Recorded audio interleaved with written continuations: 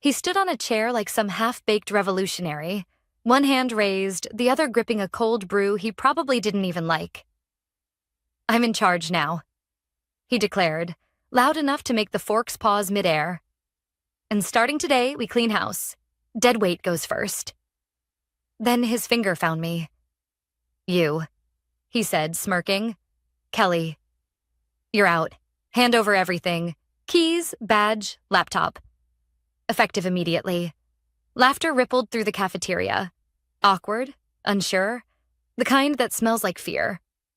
Half the office stared at their trays. The other half waited to see if I'd cry. I didn't. 11 years of service, 37 projects, 3 restructures. I'd survived them all.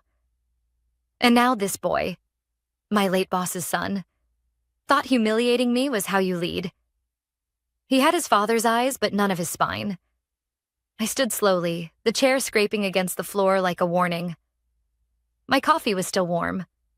I took one last sip, savoring it, because when everything collapses, it's always over something small and simple. Then I reached into my bag and pulled out a small ring of keys. 6 in total, dull silver, nothing special. Except they were. They were the company's skeleton keys. Digital access tokens, server rooms, legal archives, physical storage. My boss, the real one, his father had once said, "You're the last line of defense, Kelly.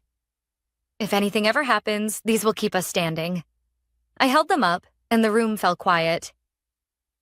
"Good luck," I said, then placed them gently in the new CEO's hand. His grin widened like he'd just conquered Rome. "That'll do," he said, waving me off. "Security will escort you out." Security didn't move. I walked out myself, past the gawking interns, past the motivational poster that read "Integrity First." I didn't look back, not once. If I had, they would have seen the smile I was trying to hide. Outside, the air tasted like metal and freedom. I sat in my car for a long while, listening to the hum of the parking lot lights, keys no longer clinking in my bag. My hands were trembling, not with fear, but release. He thought those keys were symbols of control. What he didn't know was that they were control. Not because they opened doors, but because they authenticated systems. Mine. His father had trusted me with operational custody, compliance filings, infrastructure renewals, system access. My name was on the paperwork, not his, not HR's, mine. By firing me without due process, he'd pulled a plug he didn't even know existed. But here's the thing. When someone humiliates you in public, when they make a show of your downfall, the instinct is to strike back fast. I didn't. That's the part people never expect. I didn't yell, didn't send an email, didn't post a cryptic LinkedIn status about new opportunities. I just waited. You don't destroy an empire by swinging. You let it rot from the inside, quietly as it forgets who kept the lights on. By 2 p.m., I was at a diner a few blocks away, staring into a mug of burnt coffee. My phone buzzed. 3 missed calls from the office, 1 from the facilities manager, 2 from IT. I ignored them. Then a text came through from Julia, the office administrator. "What did you do, Kelly?" "The badge readers are down. No one can get into the building. IT says all system authorizations expired this morning under your credentials." I read it twice. Smiled. Took another sip. Because that's what he never understood. Companies don't run on titles. They run on people like me. The quiet ones who remember the logins, who file the compliance renewals, who know that servers don't reboot themselves. And when you fire the person who holds the keys, the system doesn't revolt. It just stops obeying. I paid the bill, left a tip, and walked out into the crisp afternoon air. Across the street, I could already picture it. Employees locked outside, phones buzzing, panic spreading like wildfire. Somewhere in that glass tower, the new boss was probably shouting orders no one could execute. He thought firing me made him powerful. But power doesn't come from standing on a cafeteria table. It comes from the quiet knowledge that every structure, every login, every signature has a backbone, and that backbone just walked away. As I got into my car, another text arrived. This one from Thomas, the company lawyer. Kelly, please tell me this is a misunderstanding. Did you really hand him the master keys? The legal ones? I could almost hear his voice cracking through the words. I typed back, he asked for all company property. I complied. 3 dots appeared, then disappeared, then appeared again. Finally, a message. Oh my God. You did what? I put the phone down and started the engine. The hum of the motor filled the silence. For the first time in 11 years, I wasn't responsible for saving anyone else's mess. The keys were gone. The locks were still mine. And the story, well, it was just beginning. By morning, my phone looked like a crime scene. 18 missed calls, 9 voicemails, 5 texts from unknown numbers. The first voicemail was Julia again. Kelly, please, just call me back. No one can access the payroll system. The CFO's losing it. IT says your credentials are still listed as primary authorization. We can't even print badges. The second was Thomas, the company lawyer. He sounded less like the calm, confident man who used to quote policy and more like someone trying to defuse a bomb. Kelly, I don't know what happened yesterday, but if you gave him the physical keys, those were, well, they were part of a legally bound compliance framework. We need to talk. I deleted the rest. I already knew what they'd say. Panic had started knocking. I brewed coffee, fed my cat, and sat by the window as the world outside turned gold with sunrise. I should have felt guilty, but I didn't break anything. They did. I had always been the patch, the fix, the one who caught what everyone else ignored. Without the patch, the cracks were just finally showing. By 9 a.m., my old team couldn't even access their emails. A friend from facilities texted me. They're locked out. Entire East Wing. Even the delivery trucks can't unload 10 minutes later. Spencer's pacing the lobby. He's saying you sabotaged us. Is that true? I typed back, no sabotage. Just policy. He didn't reply. At 9:47, Thomas finally reached me. Kelly, he said, voice taut. You understand what those keys represented, right? I do, I said, sipping my coffee. He sighed, a long exhale that sounded like regret. Then you know firing you publicly without documentation means the custodial authority never transitioned. You're still listed as the company's compliance custodian on federal filings. That means, I finished for him. Any action taken under those systems since yesterday is technically unauthorized. He was silent, then a whisper. Jesus Christ. I didn't say anything. Look, he said finally, I need you to come in. Help us fix this before the board finds out. I don't work there anymore, Thomas. Your new CEO made that clear. This isn't about pride, Kelly. This is about liability. I handed him the keys, I said. He wanted control. He's got it. The line went quiet. I could almost hear the moment he realized what that meant. Around noon, my phone buzzed again, this time with a message from Clara, the HR manager who'd been too afraid to meet my eyes during the firing. They're saying you locked us out on purpose. The founder's son called an emergency meeting. Legal's furious. Half the systems are down, and Spencer keeps yelling, just reset it. He doesn't understand nothing can be reset without your verification. I stared at the screen, shaking my head. This wasn't revenge. It was negligence catching up. You can't run a company like a playground and expect the swings not to fall apart. Still, I couldn't help picturing it. The son, standing in his designer suit, shouting orders to engineers who couldn't even log into their dashboards. Power without knowledge is just noise. By 1 p.m., the damage had spread. The vendor portal locked due to expired credentials. The badge system flagged an unauthorized custodian alert. Payroll froze automatically to prevent fraud. And all of it, every jammed door, every rejected login, traced back to one missing name. Mine. The boardroom must have been chaos. Later, I'd learned that Thomas stormed in mid-meeting, waving a stack of compliance reports and yelling, "You fired the custodian." But that would come later.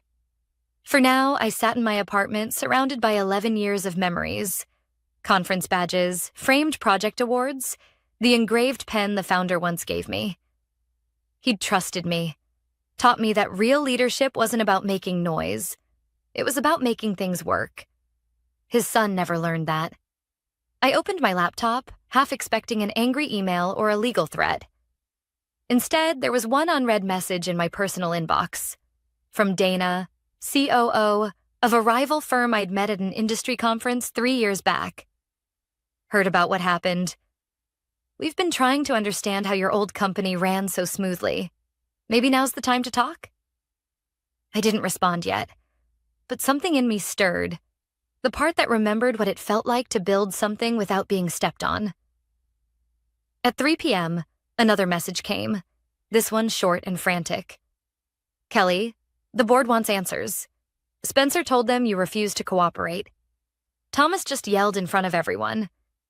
He said, 'You did what?' 'You fired the legal custodian.'" I stared at that line for a long time. It wasn't satisfaction I felt. It was inevitability. The kind that comes after years of being underestimated. They'd built their castle on paperwork I had signed, and yesterday they'd torn out the cornerstone. When the sun started to set, I closed my laptop and leaned back in my chair.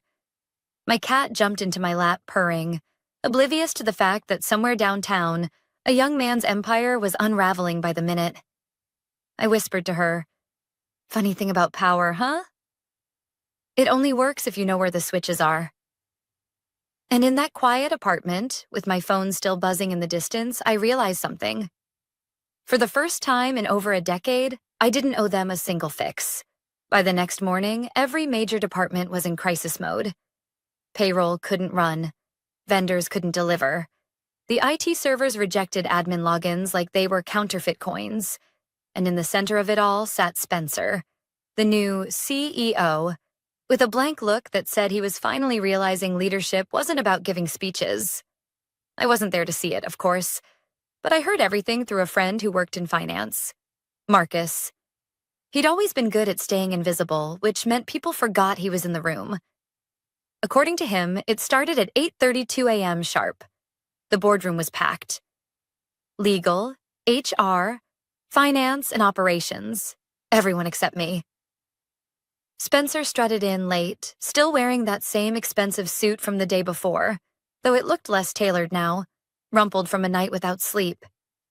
He tossed his phone on the table and said, "All right, let's sort this out. Someone just reset the systems or whatever." The lawyer, Thomas, didn't even sit down. He slammed a folder onto the table. "You can't just reset the systems," he snapped. "You fired Kelly without offboarding her. She was the registered compliance custodian, the one person legally authorized to manage infrastructure access and vendor credentials." Spencer frowned. "She was just an operations manager." "No," Thomas said, voice rising. "She was the operations manager, facilities lead, and legal custodian of record. She's listed on every federal compliance document your father signed. Her digital signature validates your internal contracts." The CFO looked pale. "Are you saying the systems are locked because, what, she's gone?" Thomas nodded. "Exactly that." There was a long silence, the kind that stretches until it feels like gravity's been turned off. Then Spencer scoffed. "Fine. We'll just update the filings. Make Bryce the new custodian or something, Bryce. The IT guy who once thought VPN meant video party network. Shifted uncomfortably in his chair. That's not how it works," he muttered. "Those credentials are cryptographically bound. You need her biometric verification or an official offboarding certificate. We don't have either." That's when Thomas exploded. "You did what? You fired her publicly, without HR present, without paperwork, without a transition form? Are you insane?" Marcus told me the whole room froze. Even HR looked like they'd swallowed glass. Spencer tried to recover, fumbling for authority. She was dead weight. I was making a statement. My father always said leadership requires decisive action. Thomas leaned forward, face red. Your father also said leadership requires intelligence. You've just made this company non-compliant with half our vendors and in breach of at least 4 government contracts. The COO rubbed her temples. We can't process payroll. The vendor accounts are frozen and the building lease still lists her as the transition authority. This isn't just bad optics. It's structural failure. Spencer's voice cracked. You're overreacting. We'll call her, bring her back for an hour, whatever it takes. She's not coming back, Thomas said flatly. You humiliated her in front of the entire staff. She has no obligation to save you now. Meanwhile, I was sitting at a quiet cafe a few blocks away, nursing a latte and pretending not to scroll through the flood of messages from my old colleagues. They're losing it. Spencer's father's been looped in. Legal says half our compliance data is frozen until your credentials transfer. I typed one reply. Tell Thomas I didn't break a thing. The system's just following protocol. Because that was the truth. I hadn't sabotaged them. I'd built those systems with one rule. No one gets power without accountability. It wasn't revenge. It was architecture. Back in the boardroom, things only got worse. The founder's name popped up on the video screen. Face tired, eyes sharp. He was supposed to be in Europe on sabbatical. Explain, he said, his voice low and dangerous. Spencer tried. Dad, listen. She was slowing things down. I'm trying to modernize. She didn't fit the culture anymore. The founder's jaw clenched. And you fired her publicly? Yes, but without offboarding? HR was going to handle. They didn't. Silence again. Then the founder said something Marcus swore chilled everyone in the room. You fired the foundation. You thought she was furniture, but she was the wiring in the walls. And now the lights are out. By afternoon, Spencer's reign had turned into survival mode. The internal chat logs leaked into my inbox. Payroll pending authorization. Vendor access expired. System administrator not recognized. And one message from Thomas to all executives written in plain language. Until Kelly Sharp is properly offboarded, this company is non-operational. Period. I stared at that line for a long time. It wasn't satisfaction I felt. It was a quiet kind of justice. The kind that doesn't need revenge to sting. Because when you build something right, even chaos follows the rules. By the next morning, the story had spread beyond the office walls. Word travels fast when chaos has a headline. Founder's son crashes company in 48 hours wasn't trending on social media yet, but it was floating around in group chats, investor circles, and quiet breakfast meetings between people who mattered. I woke up to 3 missed calls from an unfamiliar number and 1 short voicemail. Hi, Kelly. This is Dana Holt from Ellison Partners. We met at the Sustainability Summit a few years back. I heard about your situation. Would you be open to a conversation? No strings, just coffee. Her tone wasn't pitying. It was respectful. I remembered Dana. Sharp mind, no ego. The kind of executive who saw through noise. I texted back, sure, noon at Brookfield Cafe. By 11:50, I was sitting at the corner table, the same one I'd used for working lunches when I still wore my company badge. She arrived on time. Sleek black blazer, hair pulled back, phone off. That alone told me she meant business. Kelly Sharp, she said, shaking my hand. You caused quite the stir. I smiled faintly. I didn't cause anything. I just left. That's what makes it fascinating. She leaned in. You didn't blow anything up, yet the building's still on fire. That takes precision. I built systems, I said quietly. They just forgot how to respect them. She nodded, sipping her coffee. Ellison's been struggling with infrastructure compliance since our expansion. I need someone who knows how to build frameworks that don't fall apart when egos take over. I raised an eyebrow. You offering me a job? Consulting first, she said. You'll have autonomy, full authority over your department, and a contract that protects you from corporate politics. We'll pay you what you're worth. And more importantly, you'll be respected. For a moment, I just stared at her. After everything, the word respected hit harder than the salary. I'll think about it, I said.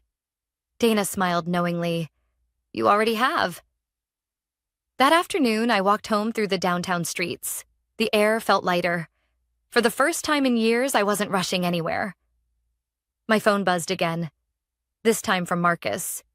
You need to see this. Attached was a screenshot of an internal company memo, accidentally forwarded to a few too many people. Subject: Emergency Board Review. Custodial Transition. Required body: all financial and legal operations remain suspended pending resolution with former custodian Kelly Sharp. Immediate reinstatement recommended by legal. I read it twice. The word reinstatement made me laugh out loud right there on the sidewalk. They weren't trying to save me. They were trying to save themselves. At 4:30 p.m., Thomas called again. His voice was exhausted, worn down by too many meetings and too little progress. Kelly, listen, he said. The board met this morning. The founder's back. Spencer's on thin ice, and they're asking me to contact you formally. Formally? I repeated. That's a change. They want to resolve this cleanly. We can compensate you for your time if you come in, transfer the credentials, and sign a transition notice. They'll even issue an apology. I let the silence hang for a beat. Thomas, I'm not angry. But I'm not going back to clean up a mess I didn't make. He hesitated. Kelly, please. The company's days from collapse. Payroll, contracts, everything's... What happens when you fire the person who holds the foundation? I finished softly.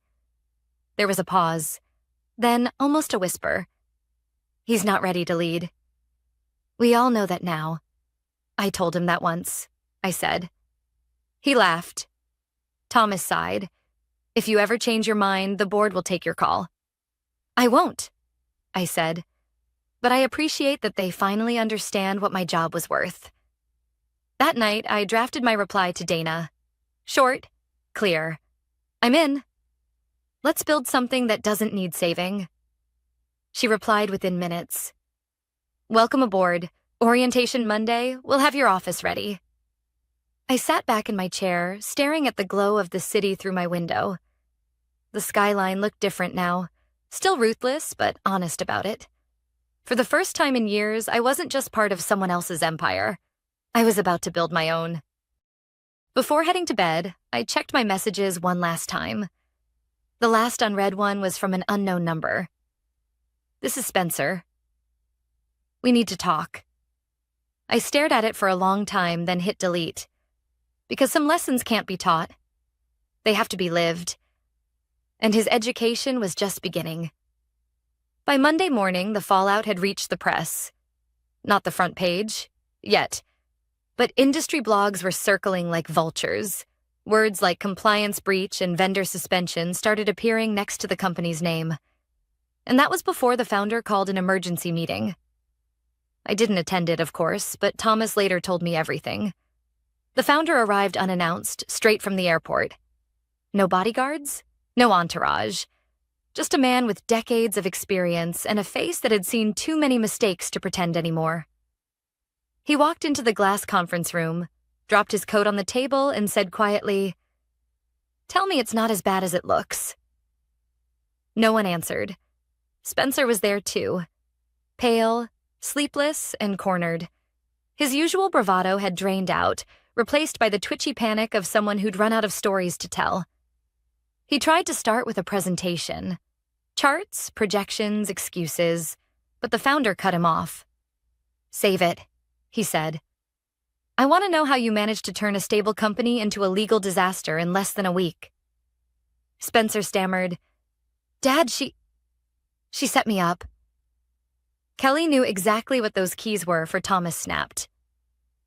"She didn't set you up, Spencer. She did her job. You're the one who fired her without protocol. You humiliated the only person who understood how this place worked." The founder leaned back, arms crossed. You fired the custodian? Yes, Thomas said, and didn't file the paperwork. Which means every contract, every vendor agreement, every infrastructure system is legally frozen until we can complete a verified transition. And can we? Thomas shook his head. Not without her authorization. Silence filled the room. Then the founder said, almost to himself, You fired the foundation. Meanwhile, I was in my new office across town. Temporary, modest, but mine. Dana had insisted on getting me started immediately. Let's make sure we're ready when the phones start ringing, she'd said. She wasn't wrong. By noon, 3 clients from my old company had already reached out quietly, asking if I'd consider consulting for them instead. They didn't want drama. They wanted stability, something I'd always given them long before anyone noticed. I was reading through the first proposal when my phone rang again. Thomas. Kelly, he said, voice low. It's happening right now. The founder's in the room. Spencer's trying to blame you? I sighed. He's always needed someone else to take the fall. He's running out of people, Thomas said. The founder just asked to see the original lease. Guess whose name is still on it as transition authority? I smiled faintly. Let me guess. Yours, he confirmed. And when he saw it, he turned white. He asked Spencer if he even knew what that clause meant. Spencer said, It's just a signature. The founder nearly lost it. I pictured the scene. Spencer shrinking in his chair while the man who built the company realized his own son had gutted it through arrogance. What happens now? I asked. The founder's done protecting him. They're calling an emergency board vote this afternoon by 3 p.m. A message popped into my inbox. Subject: Leadership transition announcement. Body: effective immediately, Spencer Rowe has resigned from his position as CEO. Interim leadership will be overseen by the founder until further notice. No explanations, no apology. Just a quiet surrender typed in corporate language. I stared at the email for a while. I should have felt triumphant, but I didn't. It wasn't victory. It was validation. Proof that decency and diligence still had weight in a world obsessed with speed and ego. I closed the laptop and went to the window. Across the street, the company building looked smaller somehow. Not physically, but in presence. The once bustling lobby was half empty, a few employees trickling out carrying boxes. The empire had crumbled, not with fire, but with silence. That evening, I met Dana at a rooftop bar to celebrate the first official contract under my new firm. She raised her glass. To clean exits and fresh starts, she said. I clinked mine against hers. And to people who read what they sign. She laughed. So, what now? Now, I said, we build something sustainable. No shouting in cafeterias, no trust fund revolutions, just real work. My phone buzzed again. Unknown number. I ignored it, but the voicemail that followed played automatically. It was Spencer. His voice was quieter than I'd ever heard it. Kelly, I didn't understand what I was doing. I thought I was proving something. Please, can we talk? I deleted it. Some lessons are earned the hard way, and his tuition had already been paid in full. When I got home, I placed my old keyring on the kitchen table, the same one I'd handed him that day. The metal caught the light, dull but still solid, proof that sometimes the smallest things carry the most weight. I thought of the founder, of Thomas, of every person who'd watched and stayed silent while arrogance took over. Maybe now they'd remember that titles don't make you powerful. Responsibility does. The world outside was quiet, the kind of quiet that follows a storm. I poured a glass of wine, raised it toward the window and whispered, "Here's to the ones who keep the lights on." Because in the end, revenge wasn't the goal. It never was. It was about being seen. And now, finally, they saw.